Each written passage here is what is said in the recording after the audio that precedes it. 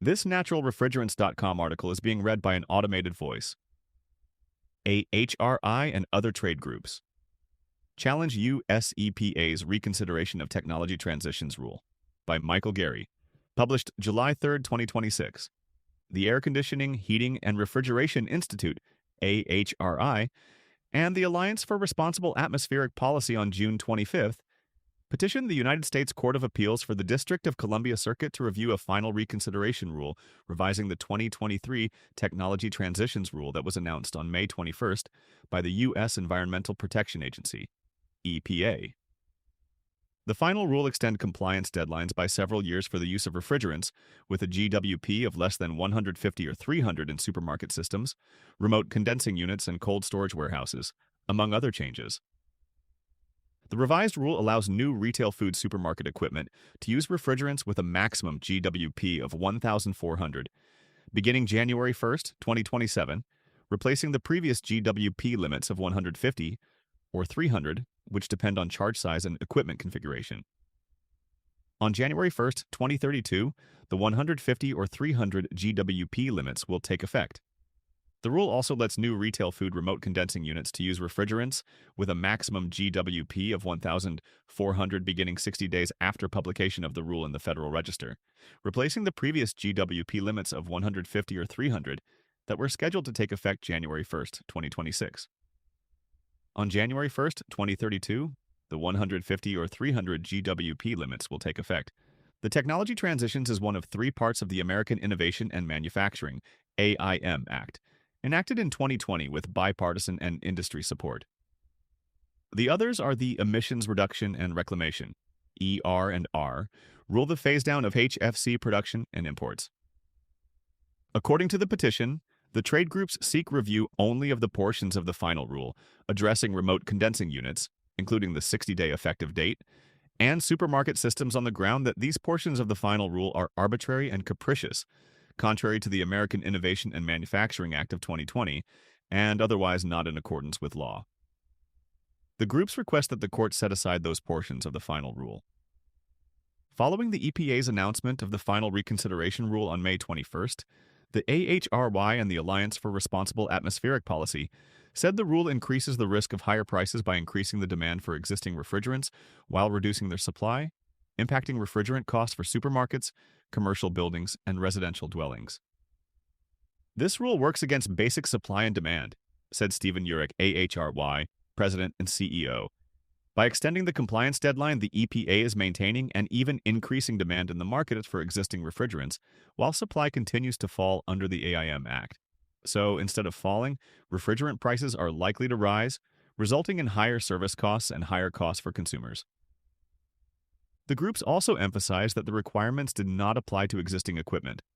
Supermarkets and other businesses could already keep using and servicing equipment they own. The requirements applied only to new equipment manufactured or imported after the transition dates. AHRI and the Alliance said the final rule also harms U.S. manufacturers that invested to meet the existing dates.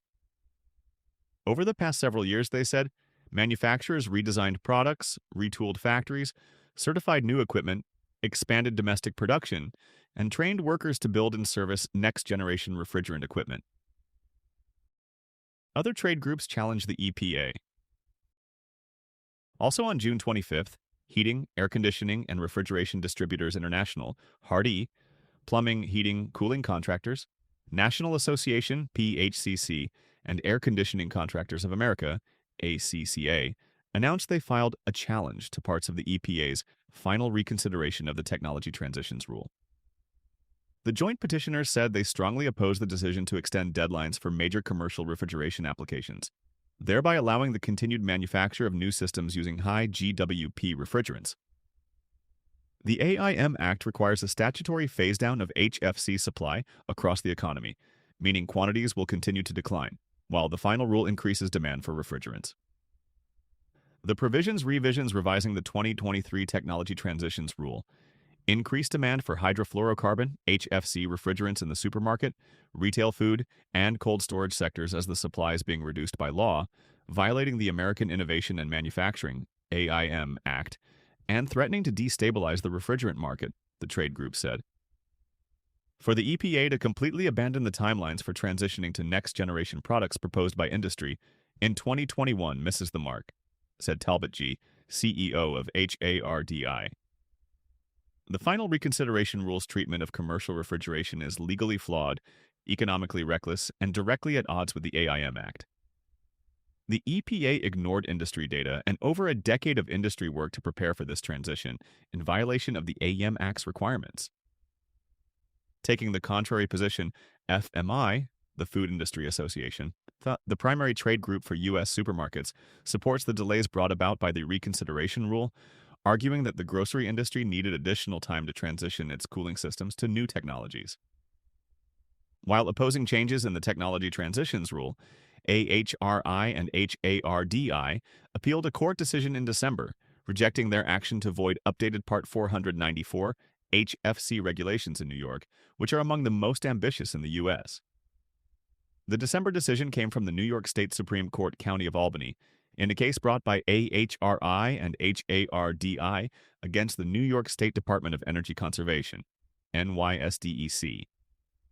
Part 494 established a GWP 20-year limit of 10 starting January 1, 2034 for new commercial and industrial systems with 50 pounds, 23 kilograms, or more of refrigerant.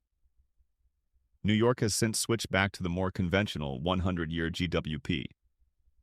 In May, Hardy was granted a preliminary injunction that would halt a ban on bulk virgin sales of R404A and R507A until the outcome of the appeal is decided.